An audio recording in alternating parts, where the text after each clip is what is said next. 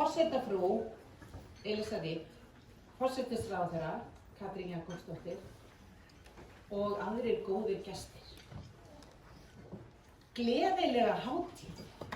Því í dag ekkert annað en hátíð okkar í hreyfiaflsverkefni jafnvægisvogarinnar, sem gengur út á að efla fjölbreytileika í efstu stigum stjórnunar og nú þegar það farið að bera ríkulegan ávöxt, eins og ber vitni hér í dag. Fjölmörg fyrirtæki að koma hér í dag til að taka á móti viðurkenningu fyrir árangur fyrir að hafa náð markmiði sem var sett fyrir árið 2027. Ég ber ykkur kveðju, ég heiti, ég ætla kannski að segja það, við þekkjum ekki öll, það nokkuð? Ekki alveg. Ég heiti Ragnheiður Aradóttir og varaformaður FKA og það ástæðan fyrir að ég hérna vegna þess að nafna mín, hún Hulda Ragnheiður, hún stödd við störf erlendis og bað mig að bera kveðju til ykkar. Og hún mjög miður sín yfir að missa þessum viðburðum. Hún búin að tala það stanslaust í margar vikur. En það eins og það en svona hreyfiaflsverkefni eins og við erum búin að vera að vinna að síðustu 2 ár, það ekki bara hrist fram úr erminni. Það eitthvað sem þarf að undirbúa vel og jafnvægisvogaráðið sem situr nú hérna fyrir framan mig búið að koma þessu á. Við fengum verkefnastjóra, hana Evu Mikkelsen, sem búin að vinna ötullega að því að undirbúa þetta allt saman, en hún hefur aldeilis ekki staðið þeim því að allt ráðið búið að standa sig frábærlega vel. Formaður jafnvægisvogaráðs Hildur Árnadóttir og ég í ráðinu ásamt Andreu Róbers fyrir hönd stjórnar FKA. Síðan okkar velunnarar eða fulltrúar í ráðinu og það Sjóvá, Deloitte, Morgunblaðið, Pipar TBVA og ég ætla að nota tækifærið og færa ykkur innilega kveðju frá henni Huldu Ragnheiður. Hún verulega stórt af. Ekki bara ágætt að klappa?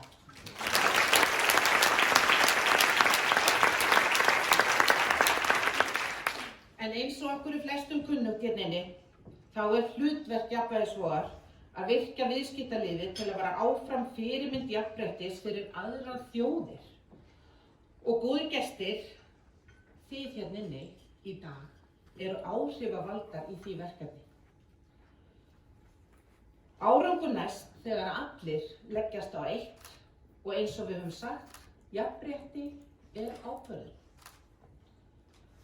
Glæsileg dagskrá framundan og eins gott að vinda sér í hana. Við höfum fengið hana Helgu Árnadóttur, framkvæmdastjóra hjá Bláa lóninu til að sjá og halda utan og vera fundastjóri hér í dag. Helga, ég bið þig að koma hér upp.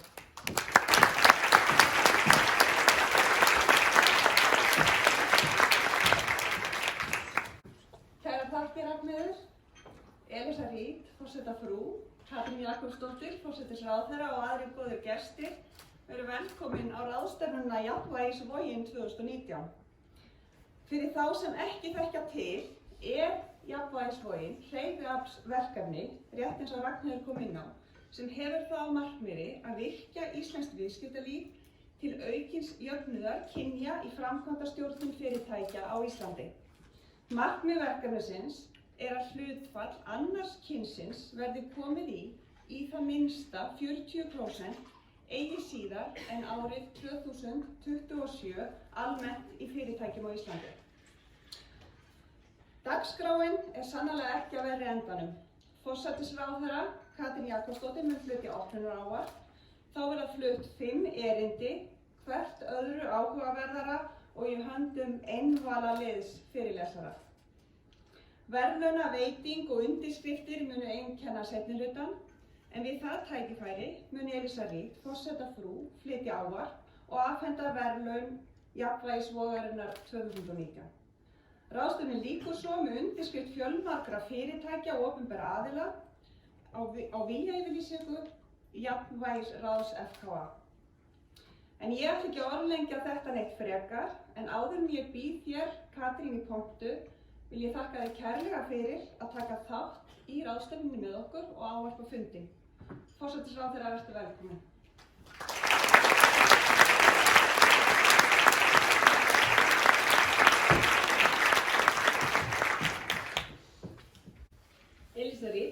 Kæri fundarstjóri, kæru gestir, það mér sönn ánægja að fá að flytja opnunarávarp hér í dag á þessari ráðstefnu Jafnvægisvogarinnar og ég þakka FKA kærlega fyrir sitt kröftuga starf í þágu jafnréttis í atvinnulífinu. Ég var hér með ykkur í fyrra með aðstoð tækninnar þar sem ég var ekki á landinu en síðan þá hafa þau tímamót orðið í mínu lífi að ég hef orðið ráðherra jafnréttismála þar sem jafnréttismálin voru færð yfir í forsætisráðuneytið síðastliðin áramót. Og ástæða þessa tilflutnings var svo pólitíska áhersla að jafnréttismálin eiga að vera gegnumgangandi í öllu því sem við gerum og allir okkar stefnumótum. Ég var hins vegar spurð af dönskum blaðamönnum daginn hvort að þetta þýddi ekki að jafnréttismálin yrðu útundan, að ég hefði engan tíma til að sinna þeim samhliða hinum miklu skyldum sem maður gegnir sem forsætisráðherra. Og mér fannst þetta góð spurning og hann sagði, hvað ertu nú að verja miklu af þínum tíma í jafnréttismál? Og ég sagði, veistu, ég held að ég sé alltaf að tala jafnréttismál. Sama hvort ég að tala efnahagsmál, loftslagsmál eða bara pólitík almennt, þá eru jafnréttismálin mér ofarlega í huga. Og þannig vil ég helst að við öll virkum, hvort sem við erum forstjórar, millistjórnendur, ráðherrar, þingmenn, sérfræðingar, starfsmenn á plani, hvaða hlutverki sem við erum í, hvort sem við erum bara mæður, eiginkonur, eða hvaða hlutverki sem við gegnum því við erum öll hérna inni með mörg hlutverk, að við séum alltaf fulltrúar jafnréttismála í öllu sem við gerum. Lagaákvæði fer ég nú aftur í ræðuna. Það virkar svo nefnilegt þessar ræður að ég hér með mjög góðan texta sem ég les og mun svo verða birtur á internetinu en það vantar yfirleitt alls konar annað sem ég segja þannig að þið bara munið það. En lagaákvæði kynjahlutfall í stjórnum tóku gildi árið 2013 og þá höfðu raunar fyrirtæki fengið 3 ár til aðlögunar frá því að lögin tóku gildi árið 2010. Áhugavert að sjá að tölur og mælingar frá Hagstofu Íslands eins og kemur fram á mælaborði jafnvægisvogarinnar sýna að þessi lög hafa ekki skilað tilætluðum árangri. Og þetta ekki aðeins slæmt út frá sjónarhorni jafnréttis, heldur líka út frá viðskiptalegu tilliti og þar með fyrir þjóðarbúið. Því rannsókn eftir rannsókn hefur sýnt fram á að fjölbreytni í stjórnum fyrirtækja og innan þeirra almennt getur skilað auknum hagnaði.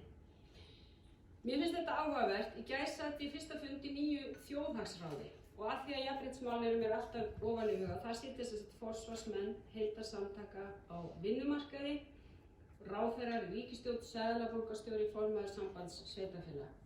Og það vildi svo til í gær að það eru 10 aðilar sem sitja í þjóðhagsráði, það fjallar vinnumarkaðsmál og við vorum akkurat 5 og 5. 5 kallar og 5 konur. Og ég hugsaði mikið þetta frábært, af því að þetta einmitt kemur því til leiðar að kynjavíddin til staðar í öllu því sem við segjum og öllu því sem við tölum að þegar við erum að ræða mikilvæg mál, hvort sem það var eins og í gær, greiðsluþátttaka sjúklinga, grænir skattar og hvatar, staða efnahagsmála og þróun þeirra, þá var kynjavíddin líka undir. Það skiptir nefnilega svo miklu máli að vera með öll kyn við borðið. Það gerir ákvarðanir okkar betri, það breytir í hvernig við tölum saman og það sem skilar árangri, en það líka rétt. Og ég segi þess vegna svo auðvelt að tala fyrir jafnréttismálum, því við erum ekki aðeins að tala fyrir einhver sem samfélagslega gott og efnahagslega gott, við erum líka að tala fyrir því sem réttlátt. Og við sjáum það, til að mynda í tengslum innleiðingu jafnlaunavottunar, sem hefur gengið hægar en ég hefði kosið, en við höldum áfram hægt og bítandi. Mörgum fyrirtækjum og stofnunum þykir ferlið íþyngjandi við jafnlaunavottun, þar til lagt af stað í vegferðinu. Þá kemur fljótt í ljós að kostirnir eru margfalt fleiri en gallarnir, að vottunarferli getur reynst gagnlegt í ýmsu tilliti, ekki bara því sem lýtur að beinum tilgangi jafnlaunavottunar. Og það segir okkur bara að það skiptir máli að hafa jafnréttissjónarmið í huga þegar líka við erum að tala vinnustaðamenningu almennt og ferlið í kringum jafnlaunavottun hefur haft jákvæð áhrif á vinnustaðamenningu á þeim stofnunum og fyrirtækjum sem hafa gengið í gegnum það. En eins og ég sagði, kynjajafnrétti mun stærri svo að það snúist bara viðskiptahagsmuni eða hagkvæmni. Eitt af heimsmarkmiðum Sameinuðu þjóðanna eins og frægt nú orðið, jafnrétti kynjanna. Jafnrétti kynjanna ein forsenda þess að önnur heimsmarkmið nái fram að ganga, hvort sem litið til friðar, að útrýma fátækt, draga úr losun gróðurhúsalofttegunda eða auka jöfnuð. En það vakti athygli mína sem ég sat fund í New York í sumar að þar var upplýst það að markmið nr. 5 jafnrétti kynjanna væri það markmið sem flest ríki heims ættu lengst í landinu að ná. Og það kom mér óvart þetta að segja.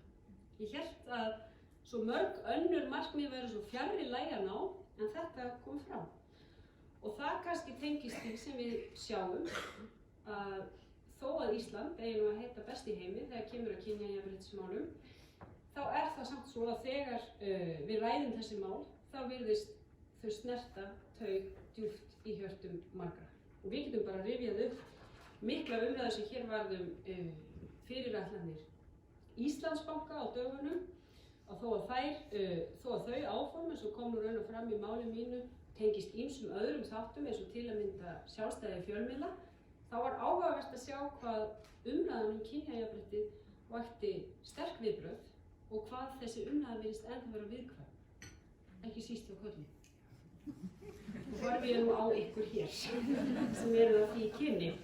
Þannig að það þannig að þetta virðist snerta strengi mjög djúpt og ég rifja þá gjarnan upp það sem John Stuart Mill sagði þegar hann ræddi kúgun kvenna í frægri samnefndri bók, að kynjamisrétti virðist vera það misrétti sem hvílir hvað dýpst í okkur. Og það auðvitað ástæðan fyrir því að við erum stödd það sem við erum stödd þegar kemur að heimsmarkmiðum jafnrétti kynjanna. En heimsmarkmiðin liggja til grundvallar nýrri framkvæmdaáætlun í jafnréttismálum sem ég lagði fyrir Alþingi nú nýverið. Og ég hef sagt það, mér finnst að Ísland eigi að einsetja sér að árið 2030 þegar heimsmarkmiðin, við eigum að hafa náð þessum heimsmarkmiðum, þá verðum við fremst í flokki með að hafa náð heimsmarkmið nr. 5 kynjajafnrétti. Og mér finnst okkur bera ákveðin skylda til þess því ég veit að til okkar litið heim allan í því sem við gerum í þessum málum. Eitt verkefni í áætluninni miðar sérstaklega því að meta framkvæmd ákvæða laga kynjahlutföll í stjórnum fyrirtækja og þar verður rýnt í löggjöfin og framkvæmd hennar með tilliti til markmiða jafnréttislaga en endurskoðun á þeim stendur nú yfir. Og ég segi, ég heit á ykkur sem hér eruð að láta í ykkur heyra þessi mál. Því við þurfum að fá sjónarmið úr atvinnulífinu inn í þessa umræðu. Hverjar eru hindranirnar í veginum? Hvað hefur valdið því að þessum lögum ekki fylgt eins og til ætlast? Hvað getur atvinnulífið gert betur? Og til hvaða ráða geta stjórnvöld gripið? Það hefur verið lagt fram frumvarp á Alþingi að setja í viðurlög við að fylgja eftir þessi lög. Við vitum líka að þá mun heyrast hljóð úr horni atvinnulífsins og tala verður íþyngjandi úrræði. En ég spyr, hvernig stendur á því? Að 6 árum eftir að þessi lög voru sett þeim ekki fylgt. Það þýðir ekki að segja mér að það sé ekki nóg að hæfa konu. Það bara ekki satt. Það fals skýring. Og þá einhver staðar ekki að leggja nógu mikið á sig til þess að framfylgja lögunum og mér finnst það óásættanlegt. Og ég, eins og ég sagði það, ég heit á ykkur að koma með sjónarmiðin í þessu umræðu. Stjórnvöld hafa sín tæki og tól til þess að tryggja að lögunum verði fylgt. Ef atvinnulífið eru aðrar og betri hugmyndir, þá vil ég fá að heyra þær og þá látum við þær verða veruleika.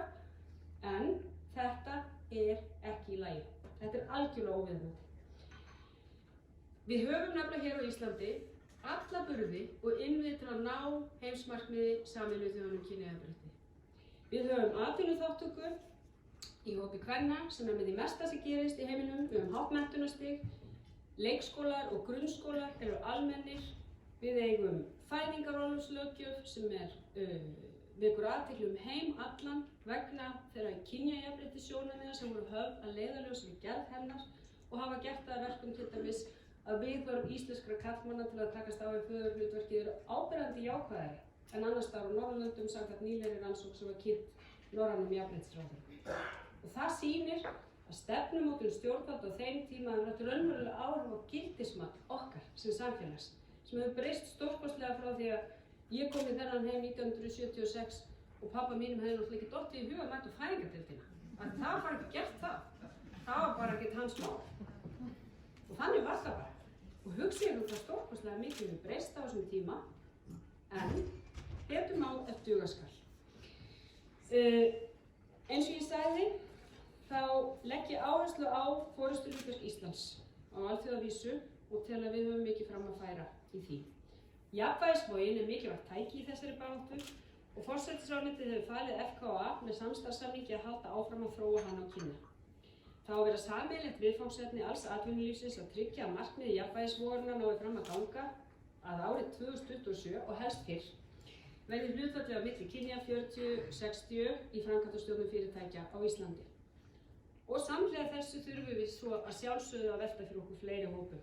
Ég hef nefnt til að mynda innflytjendur, en nýleg úttekt Hagstofunnar í samvinnu við innflytjendaráð leiddi í ljós að innflytjendur eru að jafnaði með tæplega 8% lægri laun en aðrir og er þá svokallaðan leiðréttan launamun að ræða, þar að segja að það er búið að leiðrétta fyrir öðrum þáttum.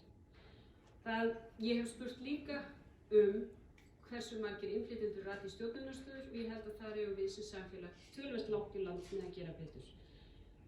Alveg eins og í jafnréttismálunum og sama mætti segja tækifæri fatlaðs fólks til að taka þátt í íslensku vinnumarkaði. Þetta eru stór viðfangsefni en okkur miðar fram og það er mikilvægt og það er ekki síst vegna góðs samstarfs og frumkvæðis eins og til dæmis FKA og fyrir það vil ég þakka. Það hefur verið mikil ánægja að fá að eiga þetta góða og uppbyggilega samstarf sem getur alveg tekið á þá sem standa þær í stafni og þær sem standa þær í stafni. Þannig að takk fyrir það og ég er viss að við hér í þessum sal getum gert breytingar sem skipta máli ef við einsetjum okkur það og ná þeim markmiðum sem til er ætlast að jafnvægisvoru. Takk fyrir.